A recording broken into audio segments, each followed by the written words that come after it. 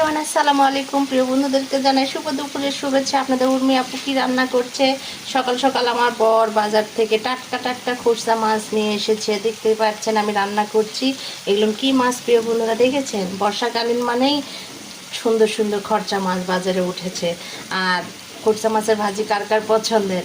আমাদের আমাদের পরিবারের সকলেরই পছন্দের খাবার। সবাই পছন্দ করে। সঙ্গে যদি একটু পাতলা ডাউল থাকে, একটু লেবু থাকে, মাশাআল্লাহ খাওয়াটা একবারে সেরকম হয়। তো প্রিয় বন্ধুরা, এরকম পেঁয়াজ দিয়ে কিন্তু চচ্চড়ি কিন্তু ভালো লাগে। আর ছোটো মাছের ভাজিতে কিন্তু একটু তেল বেশি না দিলে কিন্তু ভালো লাগে না। আর এর মধ্যে কোনো পানি থাকবে না। আমি এমনভাবে ভাজিটা রান্না করি, ভাজির মধ্যে কোনো পানি থাকবে না, এর জন্য খেতে আরও বেশি ভালো লাগে। একটু পেঁয়াজ বেশি করে দিয়ে, কাঁচামরিচ কেটে দিয়ে এরকম দু পেঁয়াজি চচ্চড়ি মাশাআল্লাহ খেতে সেই সেই সেই স্বাদ। তো প্রিয় বন্ধুদেরও দাওয়াত চলে আসবে না দুপুরের খাবার টাটকা চোপড়া মাছের ভাজি।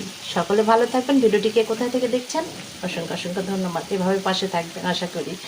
তো যে ক্যামেরা গরম ভাব উঠতেছে, এই জন্য ঘোলা একটু দেখা যাচ্ছে। আবারও শুভ দুপুরের শুভেচ্ছা প্রিয় বন্ধুরা। আসসালামু আলাইকুম, আল্লাহ হাফেজ।